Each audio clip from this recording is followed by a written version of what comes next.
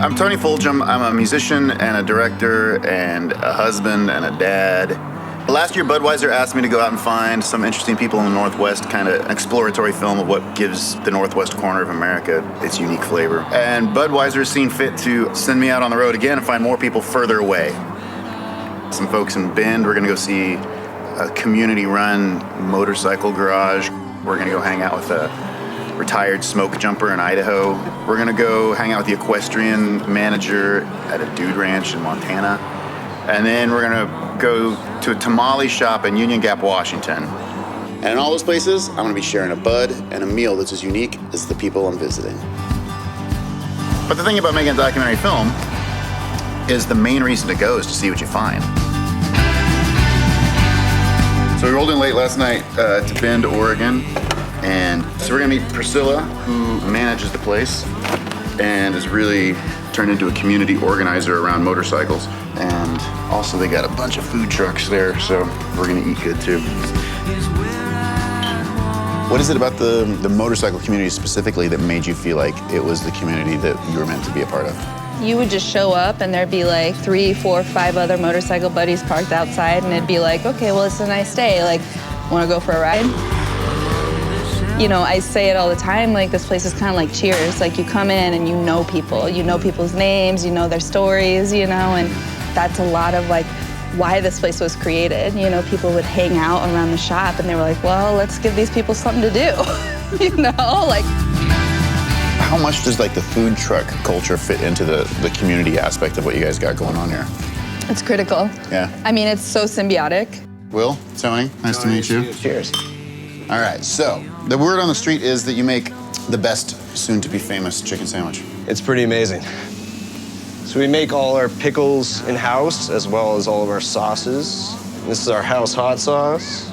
It's a habanero base, so it's got some heat.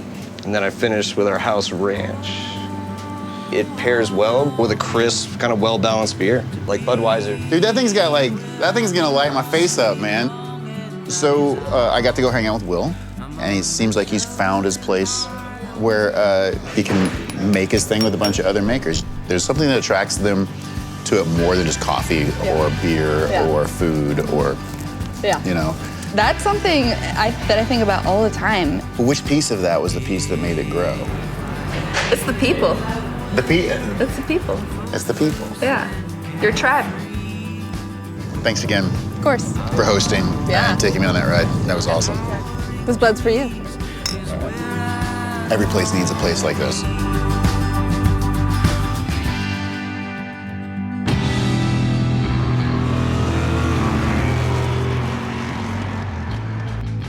So we made it from Bend to Missoula, Montana, and then kept going a little further north.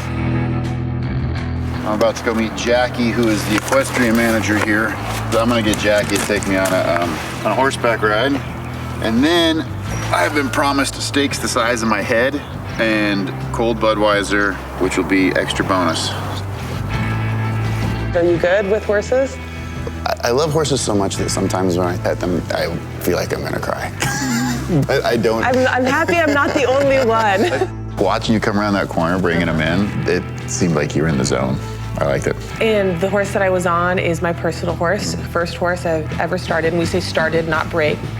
In the type of horsemanship that I practice, we believe in educating a horse and getting it to think for itself. As soon as I need to ask for something, I mean, I don't hardly have to shift my weight. And he says, okay, we're going this direction. You know, I mean, what did we talk about today with turning your horse? Slide your hand down the rein. Prepare him to be ready mentally to do what you're asking him. That's just good leadership. Right. Right? Hey, I'm Tracy. Tracy? Yep. Tracy? So what do you got going on here? Just cooking up some tomahawks. And, I see why they're called tomahawks. Yep. The rib bone is all trimmed up. There's really no tissue or fat on it, and so that's what makes it look like a tomahawk. All right. Started cooking on an open fire just on my family's ranches here in Montana. We have barbecued a lot as a kid and smoked a lot of elk and fish too, and it kind of just went hand in hand.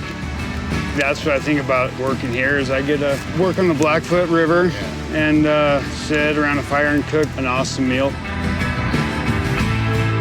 I'm looking forward to hearing about the Mustangs. Mustang is a controversial word in the ranching community.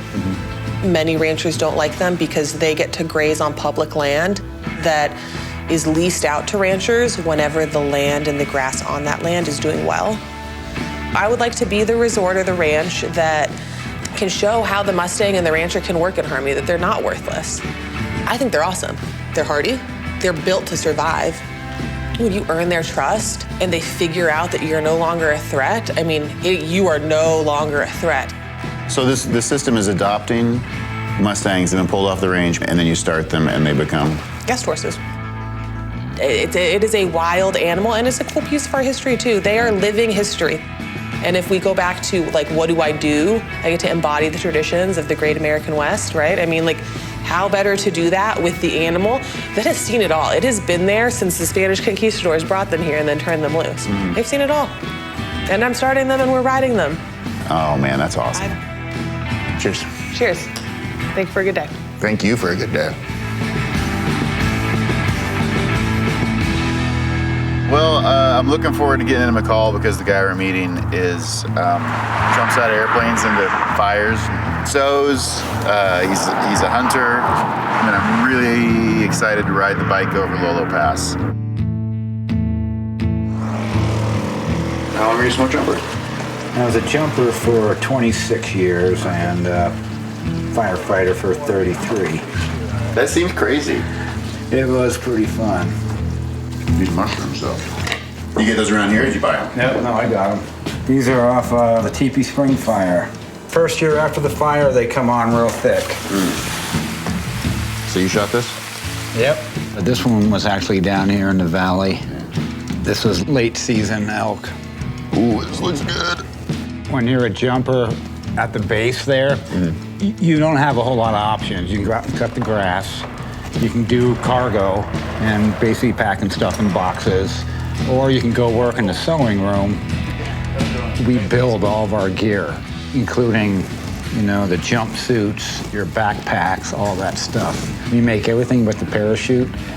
I excelled in that. I learned, they're all an evolution, and I just learned what other people taught me, and I tried to pass that on.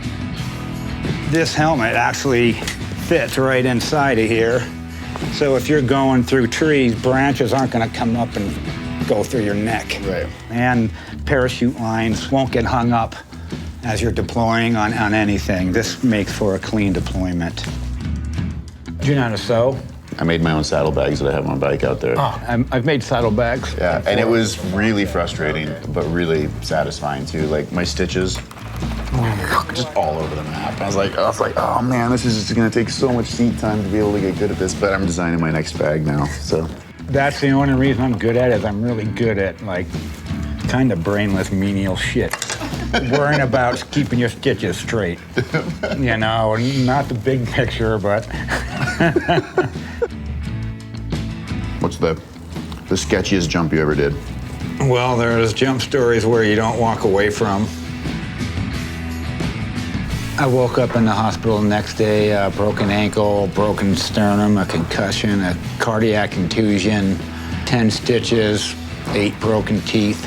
Oh man. So it wasn't good. I mean, do you remember how you ended up with? Well, we jump in trees, and this is a tree, and you come down, theoretically, when you land in trees, you want to land right on the top, so your parachute captures the apex of the tree. Okay. And I came in and hit the side of the tree, and I stopped and hung there for a few seconds. And what we do when we hang in a tree is you do a letdown. We tie off to the parachute and hook from your harness, and you rappel out of the tree. And I did all of that, and when I unhooked from the parachute, the tree snapped. Oh. And I fell 40 feet. And I don't remember anything after that. Were you still going back into fires after you ended up in the hospital? Yeah, I did it for 20 years after that. Wow. That might have done it for me. I thought about it for sure. Yeah. It seems like it's probably a fairly tight-knit group of... Hugely. Yeah. Yeah. When you do that year in and year out, you see the best and worst of people. All right. Thanks for dinner. I appreciate it. My pleasure.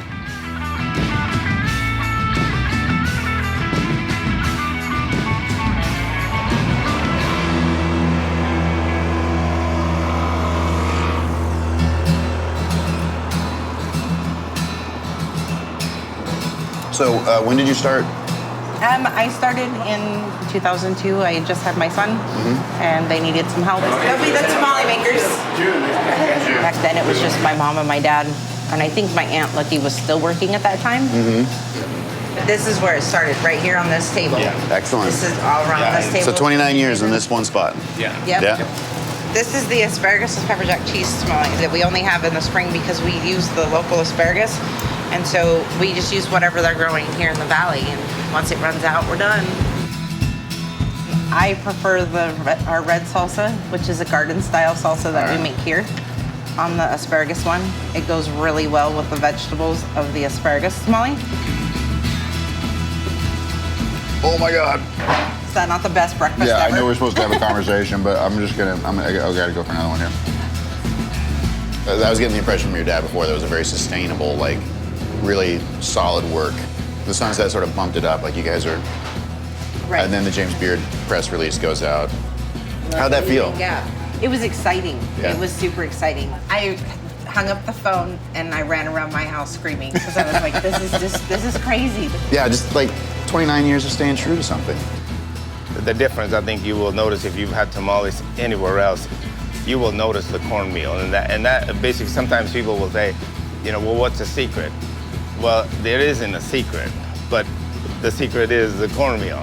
I can't wait for my children to start doing this. I'm sure they'll be like most kids. They'll decide to do something else first, and then they'll see the uniqueness and the fun and of being able to be with your family every day. You working with your parents and looking at it as a privilege and an honor. Yeah. Your kids can see that. You can say it all they want, but your kids see it. They see the good and the bad. And so they understand, and I always tell them, just learn from it. You're not gonna get along with everybody, but you still have to learn to work together. I needed a job, and so I created my own job, you know, and it's hard work. But at the end of the day, when the people come through, the customers, and they compliment you on what you have done, well, there's no better feeling. You know, I mean, I'm tired, it's hot. Yeah. But let's do it again tomorrow. We're here today, you know, that kind of thing. I like seeing how proud you are of your dad. The pork's good too. I know.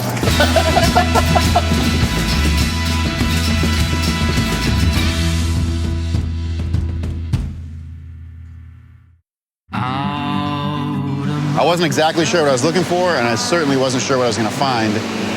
I learned how to be a better rider. I learned how to be a better sewer. I actually learned one little trick with a horse that I think is going to make me better with people. And I definitely have an appreciation that just keeps growing for the specialized talent of someone like Felipe, creating something that's gone from a tiny little thing to sustain his family to just winning the James Beard Award. All of them inspired me to go back and get better at the things I do. Super grateful that Budweiser saw fit to send a hairy old guy like me out on the road to talk to some really nice people, have a Budweiser and share a meal and get their story and find out what they're all about and why they choose the Northwest as their home. And I'm dirty, bugs hit me in the face. It was fantastic. And so until next time, this Bud's for you.